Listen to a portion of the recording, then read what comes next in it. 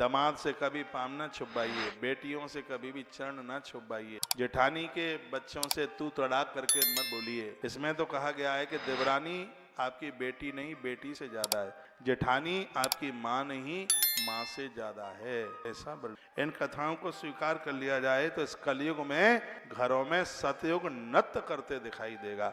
लेकिन स्थितियां गंभीर हो गई। हम लोग गला फाड़ के चिल्ला रहे, सुनते नहीं है। आपने ठानी हम सुनेंगे नहीं, और हमने ठानी है हम सुना करके ही रहेंगे। ये बात आपको माननी पड़ेगी। तालियां भले ही मत बजाओ, लेकिन बात तो माननी।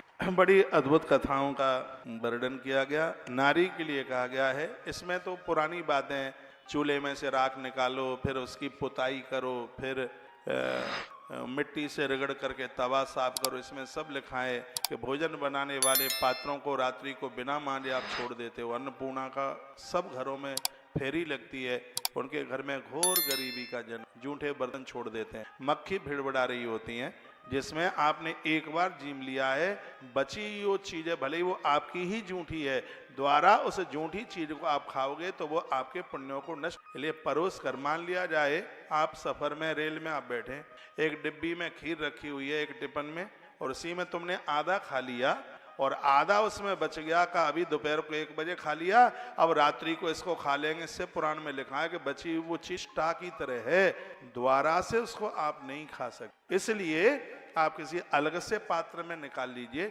उसे जूठा मत कीजिए। जिसको तुमने जूठा कर दिया है और उसको द्वारा आप खाते हैं तो ये आपके पुण्यों को खत्म कर देगी। ये वर्णन है। इसे बनाने वाले पात्रों में कभी ना खाइए, पति और पत्नी एक पात्र में बैठ करके ना खाएं। चीजें मैंने कल भी इस सारे में बोला ही है। तो ये माता पार्वती के माध्यम से जगत के लिए ये सब बातें कही जा रही हैं। कितनी अच्छी बातें कही हैं कि झाड़ू कभी रसोई में मत रखिए, झाड़ू कभी भी आप पूजा के मंदिर में मत रखिए, झाड़ू दक्षिण दिशा में, स्टेयर जहाँ सीढ़ियों पर चढ़ते हैं उसके नीचे इसको रखने की जगह बताई गई। हाँ, जब झाड़ू आप त्यागते हैं तो पहले नया झाड़ू घर में मंगा ले। झाड़ू को आप त्याज्यत करते हैं, पेड़ों के नीचे इसको रखा जाता है, दूर रख दिया जाता है इसको, नहीं तो ये दरिद्रता को पैदा कर देता है। झाड़ू दीवार पर खड़ा करके रखोगे, घर में झगड़े हो जाएंगे। ऐसा वशिष्ठ संहिता में ऐसा वर्णन किया। झाड़ू लगाते समय सींकें पीछे गिर रही हैं, ये भी इसको भी बड़ा दोष ही माना गया। चीजें तो बहुत हैं। एक दिन मैंने बोला है मंगलवार के दिन नया कपड़ा मत पहनिए, नहीं तो उसमें आग लगने का भी प्रकोप हो सकता है। कुछ चीजें ऐसी हैं जिनको कब खरीदना चाहिए, कब नहीं खरीदना चाहिए, चीजों की महिमा। बातें तो छोटी छोटी हैं, लेकिन इनकी विशेषताएं अपने आप में बहुत ज्यादा। कितनी सुंदर बात कही है, बिना नहाए स्नान किए आप तुलसी नहीं तोड़ सकते, बिना नहाए हुए आप पूजा के लिए फूल नहीं तोड़ सकते, बिना स्नान किए आप पूजा के लिए जल नहीं भर सकते। इसमें तो लिखा है कि बिना स्नान किए आप रसोई में भी प्रवेश नहीं कर सकते।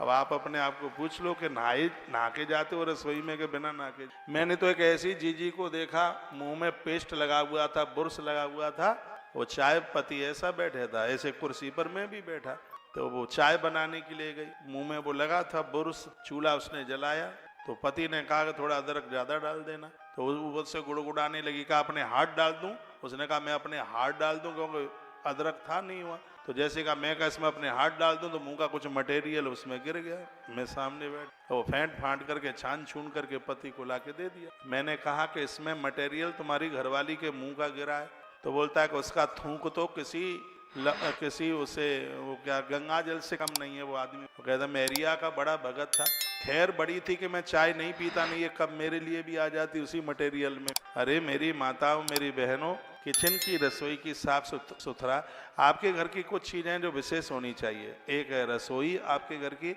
एक है मंदिर और एक है घुसल खाना।